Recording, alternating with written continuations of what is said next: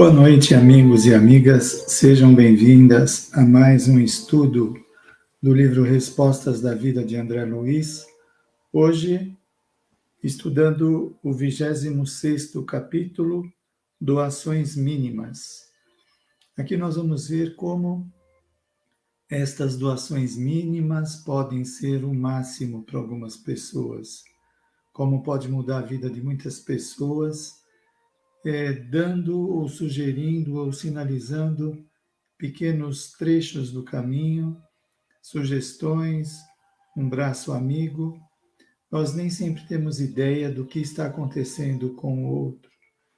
Às vezes, o que é pouco para nós, insignificante, pode ser o ponto de partida ou de mudança total na vida de uma pessoa. Nós, como alunos do planeta Terra, precisamos aprender que a vida tem significado, que os acontecimentos nos vários setores da existência têm os seus motivos.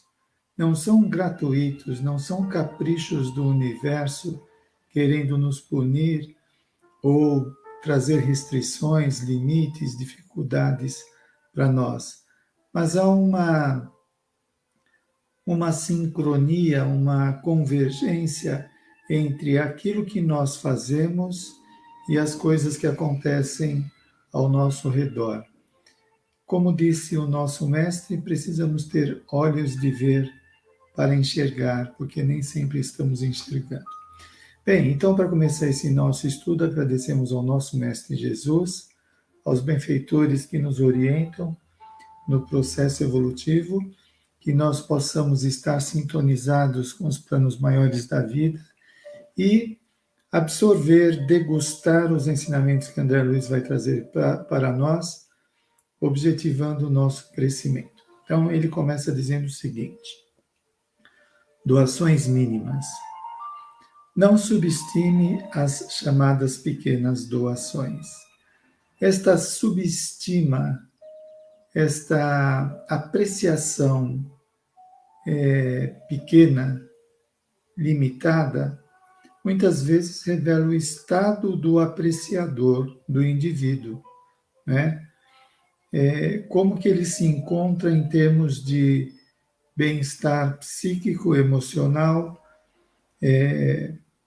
simpatia, empatia, como está a sua sensibilidade para entender o outro. Nós vemos na literatura espírita que os benfeitores sempre arranjam um meio de ajudar as pessoas que precisam e que pedem, né?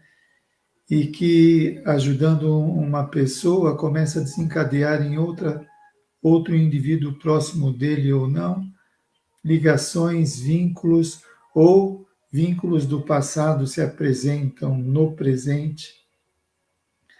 Então, nós vemos que a riqueza da vida faz com que estas supostas pequenas coisas tenham um significado importante, né? Digamos que a gente tem que ter uma consciência aberta,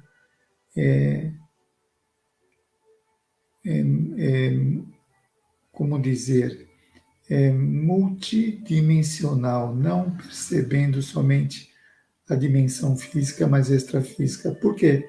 Porque somos seres multidimensionais. Somos seres que habitamos a vida espiritual e a vida física, não é? Pluriexistenciais.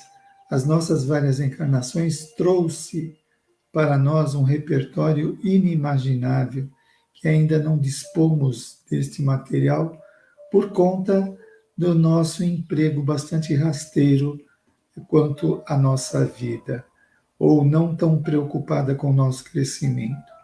Mas os recursos estão à disposição. Aliás, eu sempre cito o texto do espírito Militão Pacheco, constante no livro Justiça Divina de Chico Xavier, onde ele fala dos valores enciclopédicos que carregamos dentro de nós.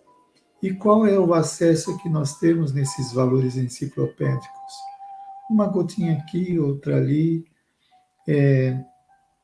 É claro que determinadas qualidades desenvolvidas são utilizadas, mas nem sempre bem aproveitadas, mas subutilizadas. Então vamos ao texto.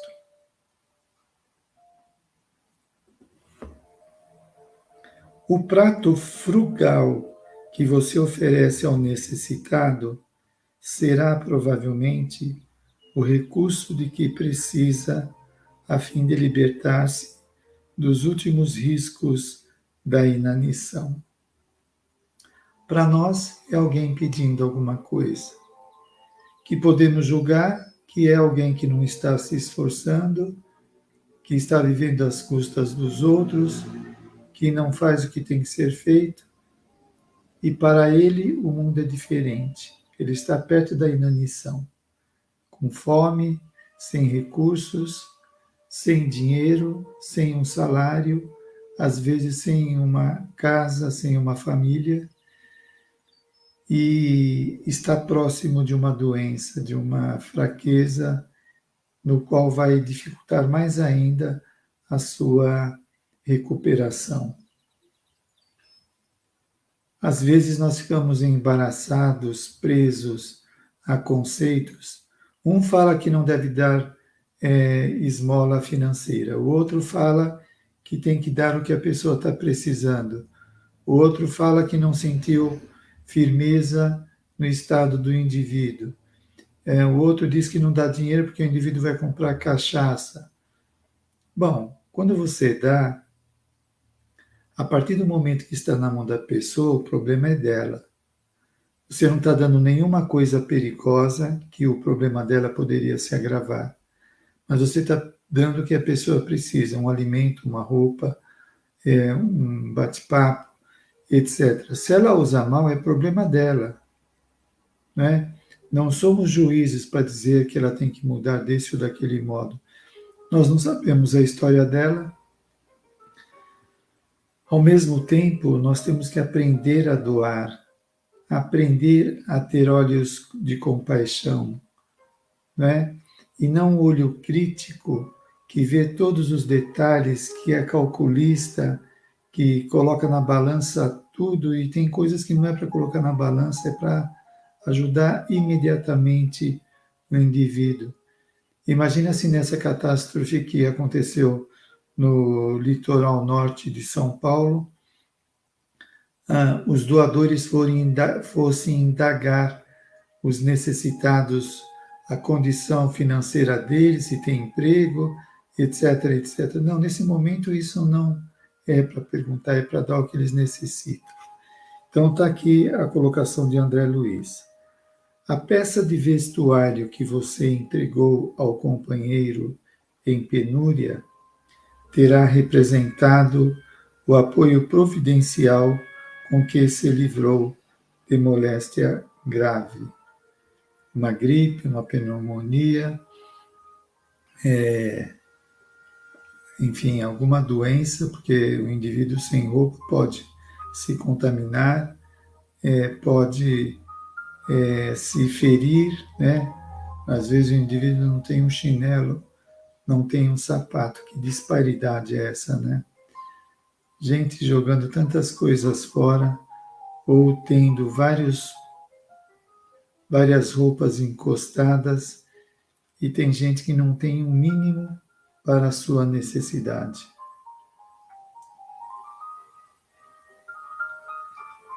Como diz ele, André Luiz, aquilo que foi dado terá representado o apoio providencial com que se livrou de moléstia grave. E a gente pode pensar mais adiante, né?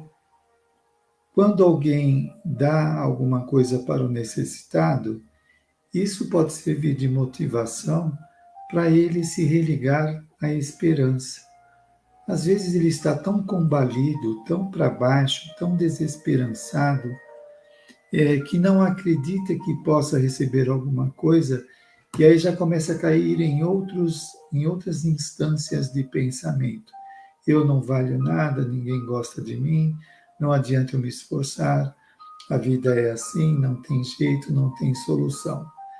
E de repente alguém dá uma camisa, um sapato, uma cesta básica, um passe de condução, nem sei se usa mais passe, cartão de condução, e, e aquilo pode gerar no indivíduo uma motivação muito grande, porque alguém olhou para ele se tornou visível, ele se sentia invisível, ninguém via ele, não é?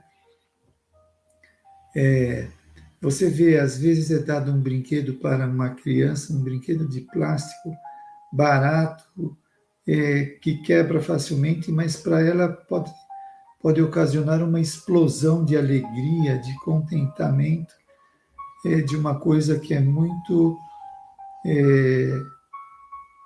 próprio da criança, né? A imaginação, a criatividade. Eu estava vendo um vídeo e um menininho estava pedindo esmola, ou não, ele estava vendendo algum doce.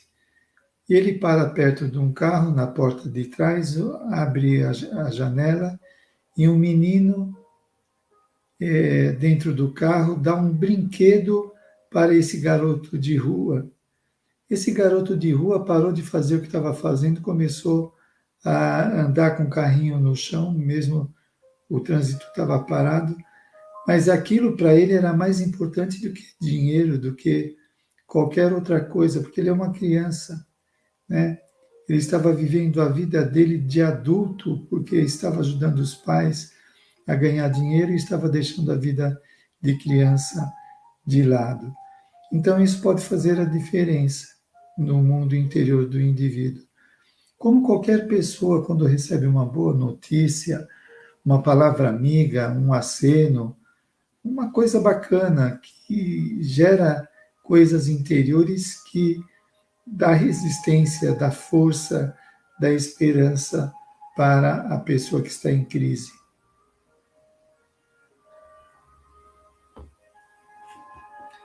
A reduzida posição de remédio. A reduzida poção de remédio que conseguiu você doar em favor de um doente foi talvez o socorro que o auxiliou a desviar-se do derradeiro corredor em que se resvalaria para a morte. Uma coisa que muita gente não faz é que algumas pessoas usuárias de medicamentos, depois que usou para um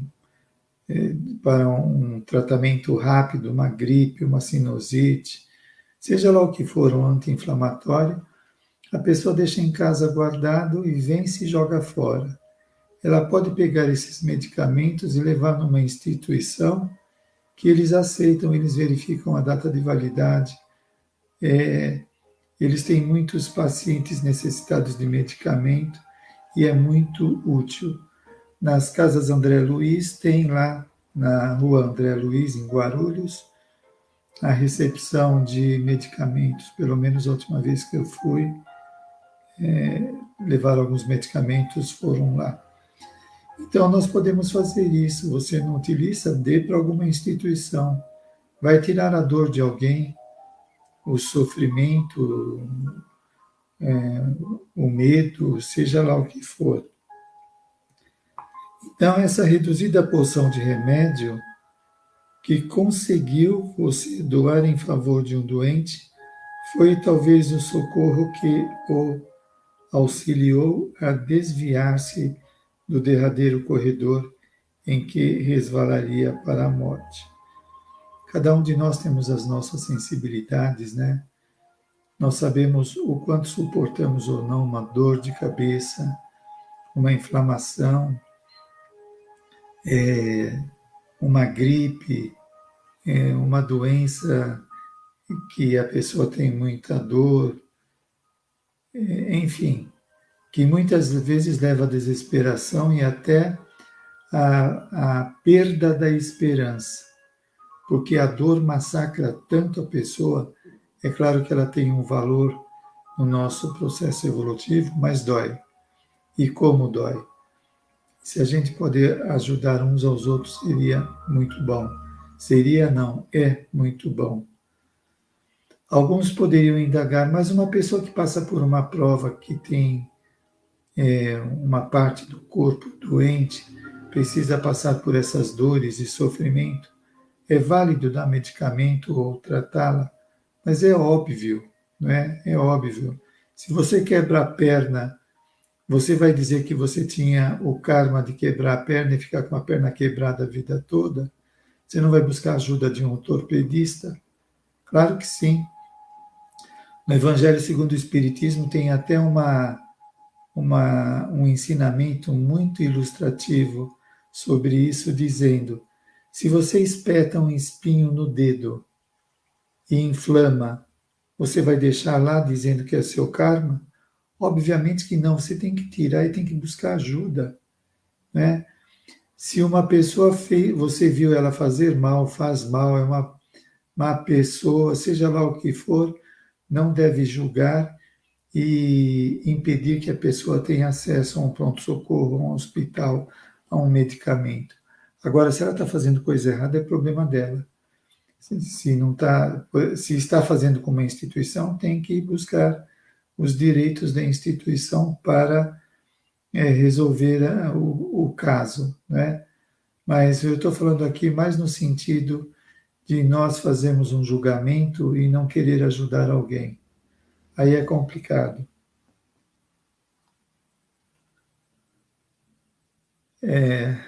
As ideias vêm, né? É complicado porque às vezes o indivíduo ele está sofrendo tanto ou passou por uns perrengues bem difíceis junto de alguém que começa a fazer julgamentos que ela deve sofrer. Mas quem julga se o indivíduo deve sofrer ou não são as leis divinas. Quando eu facilito que alguém sofra, quando eu não socorro, eu estou incidindo nos erros que vão levar a lei de causa e efeito, trazer para mim os efeitos dos meus feitos, os efeitos do que eu fiz. Né? É a mesma coisa, nós vemos muito no caso da obsessão. O obsessor de hoje, ele foi a vítima de ontem.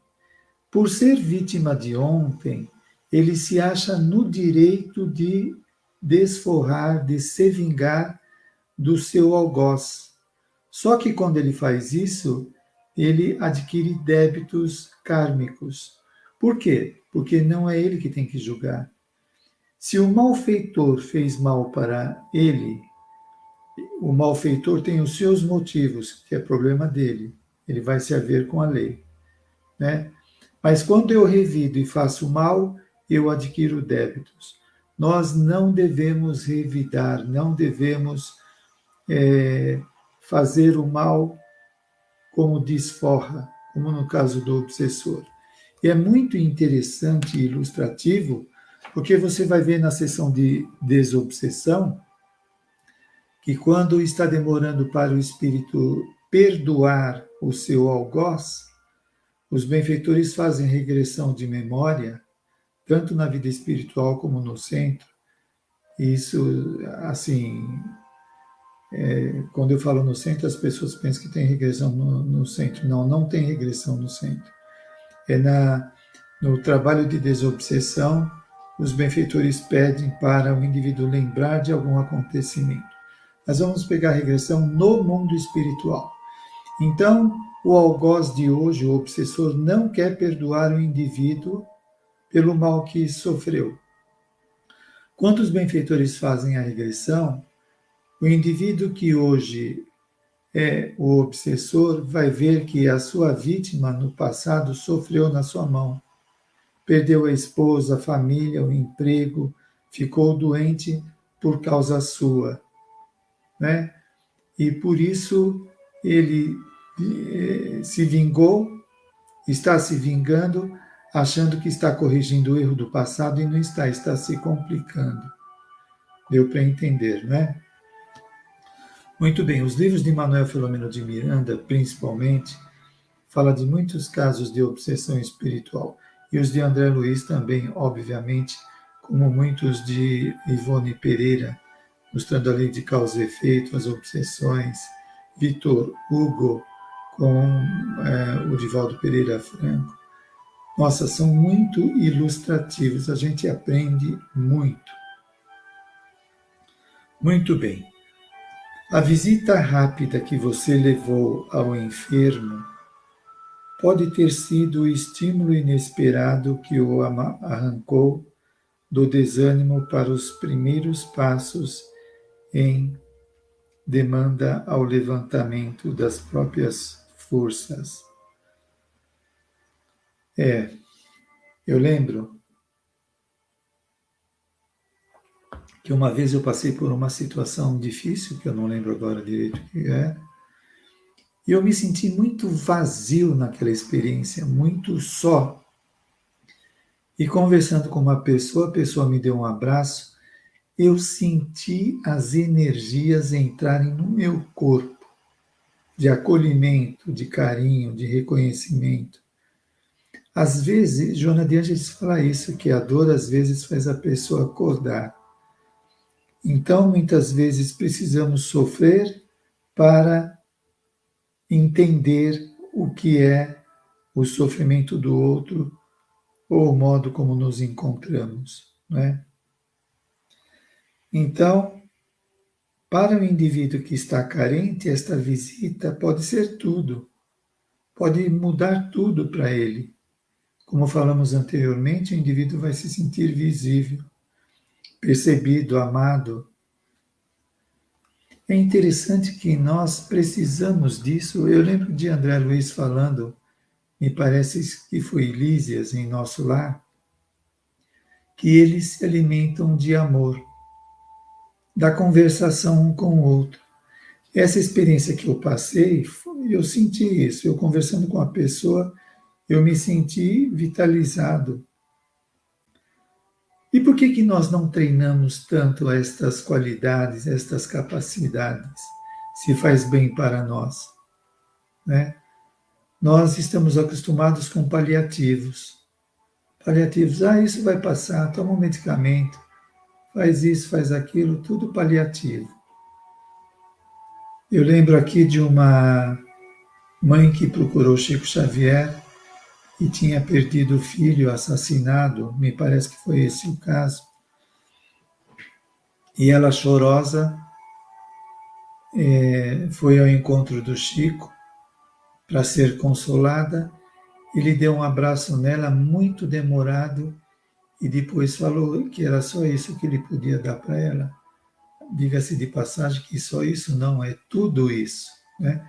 Por quê? Porque naquele momento não adiantava falar, olha, seu filho desencarnou, ele não morreu, ele está com os familiares, ele está assim, assado. Não adiantava, ela estava sofrendo. Ela precisava naquele momento de amor, de acolhimento. Não sem motivo que apareceu um tempo atrás vários trabalhos de amor-terapia, trabalhos de abraço, aqui, aliás, a psicologia trabalha bastante nos trabalhos de grupo, como no psicodrama, na análise transacional, onde as pessoas se tocam, se abraçam, trocando afetos, carinho, como diz a análise transacional.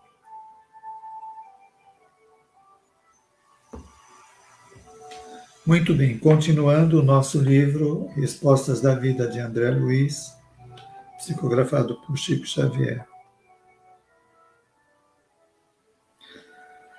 Agora, essa questão da visita tem também os empecilhos de distância, de tempo, uma série de coisas que hoje a internet está corrigindo as nossas interações interpessoais. Não quero entrar na discussão do lado ruim de pessoas que usam a internet, estou falando do lado bom. Esses que usam o lado ruim vão sumir com o tempo, com a evolução, isso desaparece.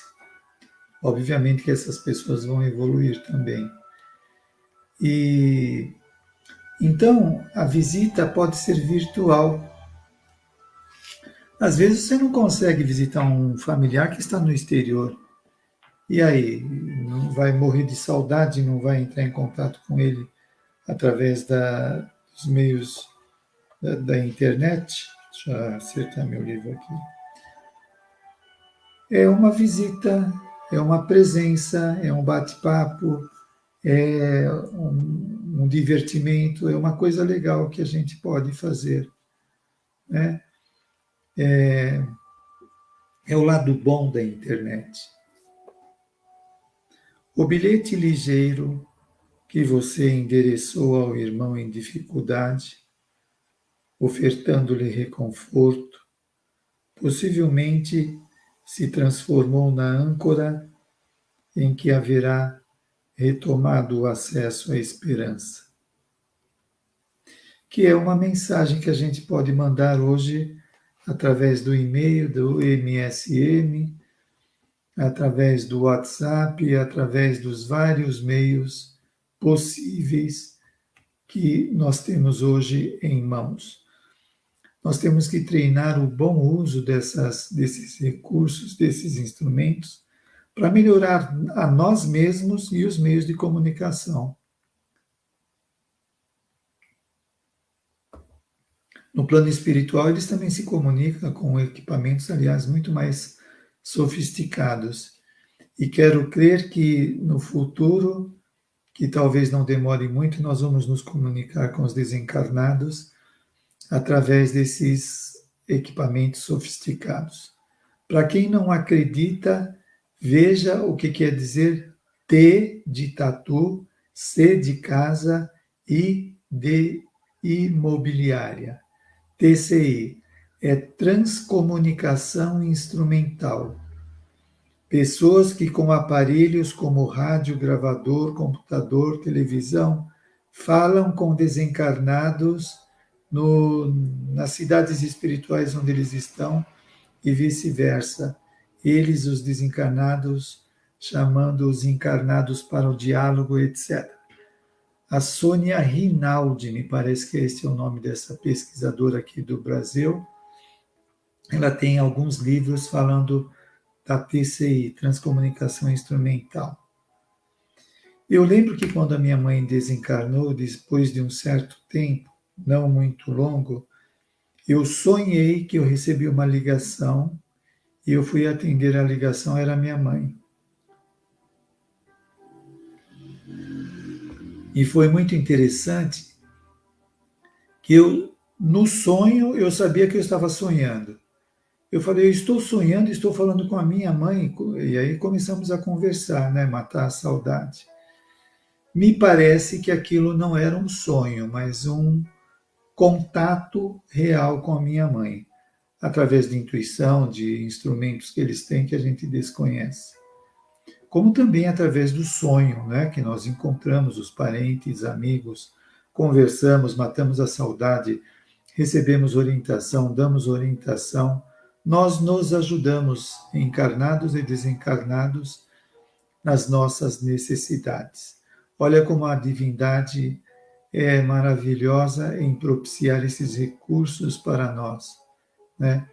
Sabendo que o nosso parente, o nosso amigo, a pessoa querida não desapareceu e podemos encontrá-la, como a maioria das vezes encontramos e não lembramos, porque às vezes não sabemos lidar com esses encontros, ficamos eufóricos demais, podemos ficar depressivos de voltar para o corpo físico, deixando aquele lugar ou as pessoas queridas que tanto amamos.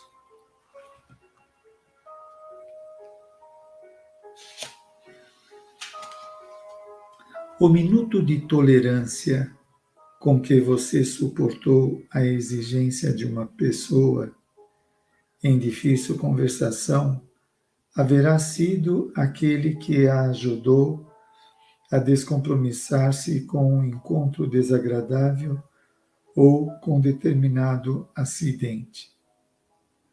O minuto de tolerância com que você suportou a exigência de uma pessoa.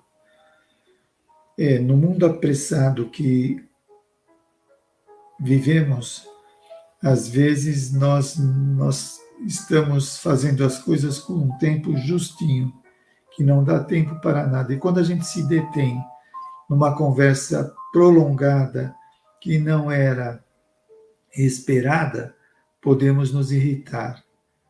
Mas pensando na sincronicidade das coisas, o que aquilo poderia representar de, de conversar um pouco a mais? Eu estou lembrando aqui alguns vídeos que eu assisti no YouTube. O indivíduo está encostado na parede de um comércio, discutindo com a namorada, e uma senhora que está atravessando a rua deixa cair uma sacola de laranja. A moça vai e ajuda a senhora a pegar as laranjas e pede para o rapaz ajudá-la. E ele fica encostado na parede não querendo ajudar, até que ele se resolve por ajudar. Quando ele sai para ir ajudar a pegar as laranjas, cai uma peça do prédio, tipo desses letreiros luminosos, acho que era um luminoso, alguma coisa assim, cai aonde ele estava. Se ele não tivesse saído dali para ajudar a mulher, provavelmente ele tinha desencarnado. Sincronicidade. Às vezes, a pessoa que nos pede tempo, que quer contar um caso, que precisa conversar, pode estar precisando por algum motivo que a gente não alcança, nem para o que possa acontecer com ela, nem o que possa acontecer conosco. Algumas poucas frases num diálogo construtivo serão um veículo pelo qual o seu interlocutor evitará render-se a ideias de suicídio ou delinquência. Aqui fala do diálogo construtivo. Nós vemos em André Luiz, num dos livros dele, o estudo que eles fazem sobre as propriedades elétricas da palavra. Quando nós estamos falando, nós estamos exteriorizando forças que podem ser destrutivas ou construtivas. Aliás, em relação às forças construtivas, André Luiz vai mostrar o sopro curador. O sopro curador é um sopro que o indivíduo faz com a sua disciplina mental no bem, a sua fala sempre dirigida para o bem, falando boas coisas, os pensamentos positivos, tornam as suas energias curativas. Por exemplo, o que acontece quando a mãe está ninando a criança e às vezes passa um dedo na cabeça da criança? Você vai dormir, você vai ficar calma, ou alguma coisa, ela está transmitindo energias boas, saudáveis, que a criança para de chorar, ou dorme, etc. Agora, por outro lado, tem algumas pessoas que quando falam, sai de perto que sai faísca. Sai faísca, fumaça preta, é terrível, né? Você ficar 5 minutos do lado dessa pessoa, você sai arrastado no chão da vampirização das energias pessoais que ela arranca do outro. É a educação da fala que nós podemos fazer. Tantos recursos ao nosso alcance, não é? E o que a gente faz? Hoje é moda se sentir descolado falar palavrão. A pessoa está no auge. É uma pessoa que está na crista da onda. Ela é moderna, ela é presente, é atual. Ela está falando de forma espontânea, xingando.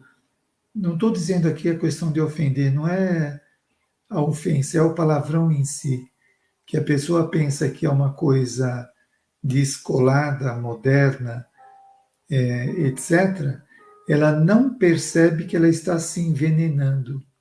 Envenenando o filho, o esposo, o empregado, seja lá quem for, quando ela está falando, aquela sujeira toda que vai saindo da boca dela, das energias que ela acumula.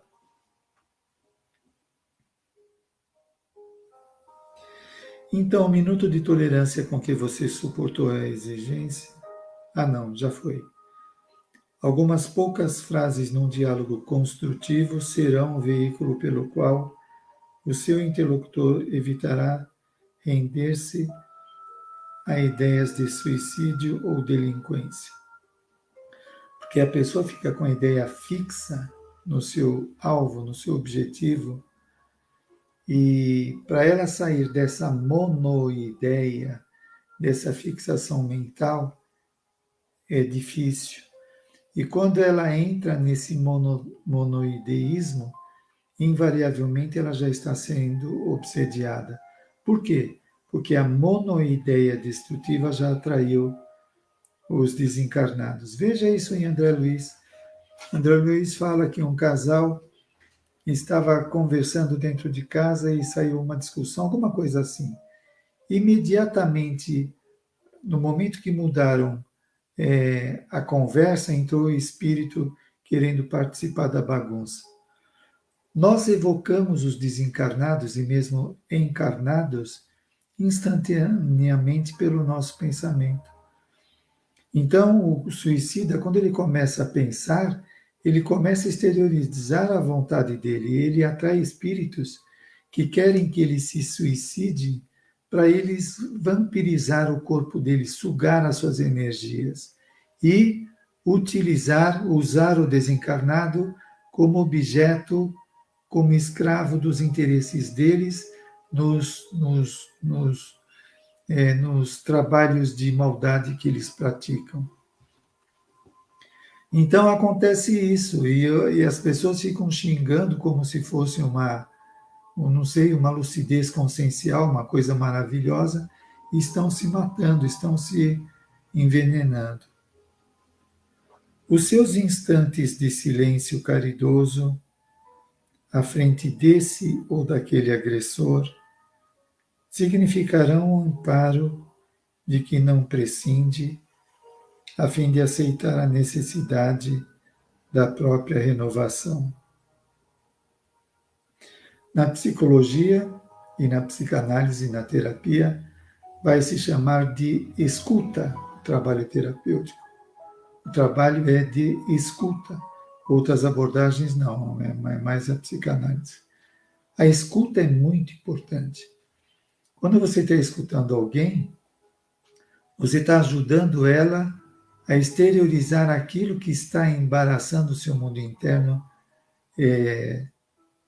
desconcertando, e ela vai, digamos, organizando as suas ideias. Porque ela vai falando, ela vai lembrando de coisas e vai fazendo uma ordem, uma organização interior. Então, os seus instantes de silêncio caridoso, tem uma intenção no processo. À frente desse ou daquele agressor que está furibundo, que está irritado, significarão o amparo de que não prescinde, a fim de aceitar a necessidade da própria renovação. Ele precisa da ajuda, do amparo, de que não prescinde, a fim de aceitar a necessidade da própria renovação. E aí é interessante, como ele está dizendo aqui, que o ouvinte, o silêncio caridoso, é uma atividade, como dizer, é uma atividade viva, que está funcionando. É uma atividade em movimento. Não é uma passividade aleatória. Não. Eu estou ouvindo com caridade. Então, eu estou emitindo forças, né? Quando nós estamos perto da pessoa irritada, mal-humorada, seja lá o que for, então a gente emite forças salutares de bondade, de compreensão, etc. É claro que tem aqueles casos difíceis, às vezes pessoas que não se toleram, que não se dão certo de jeito nenhum, e o indivíduo tem dificuldade de escutar o outro. Aí você tem que ver qual é o melhor meio de não agravar a situação. É se afastar enquanto o outro está explodindo de raiva, então se afasta. Cada um tem que ver quais são os meios mais eficazes de evitar mais problema para os envolvidos. Não menospreze o valor das mini doações. O seu concurso supostamente insignificante pode ser um ingrediente complementar que esteja faltando em valiosa peça de salvação. Todos podemos nos ajudar, né? A pessoa que está quieta, que não está se manifestando, não quer dizer que ela está bem, não. E muitas vezes é indagada, você está bem? Ah, eu estou. E o mundo interior dela está numa verdadeira revolução, um vulcão em erupção. As ideias ali em ebulição. Então, a gente pode ajudar o outro através da fala, como vimos no parágrafo anterior, e nessa atitude que ele diz, o seu concurso supostamente significante pode ser um ingrediente complementar, que esteja faltando em valiosa peça de salvação. E aí a gente também pode aprender, e devemos aprender, a ser doadores do bem. Quando o Divaldo falou uma vez com a irmã Dulce, ou ele mencionou ela, que ela ficava saudando Jesus, que nosso Senhor seja, como que diz? Bom, ela saudava Jesus, ela venerava Jesus, e perguntaram por que ela fazia aquilo, e ela disse, eu estou trabalhando para Jesus. Quando ela falava, nosso Senhor seja bendito, ela estava trabalhando para Jesus. Por quê? Porque ela estava exteriorizando forças, exteriorizando paz, amor, alegria. Já que ela não podia fazer quando estava doente fisicamente, ela fazia mentalmente. Estes são os nossos exemplos no planeta que devemos ter como modelo, não é? Não esses modelos falidos, esses modelos transitórios de ocasião que mostram uma postura, uma performance mais exterior do que interior, porque no interior as coisas estão meio mal cheirosas, degradantes, de lixo mental que a pessoa acumula. E, obviamente, que exterioriza no seu meio social, junto das pessoas que ama, fazendo mal sem saber que está fazendo mal. E algumas sabem que estão fazendo, mas não se mexe.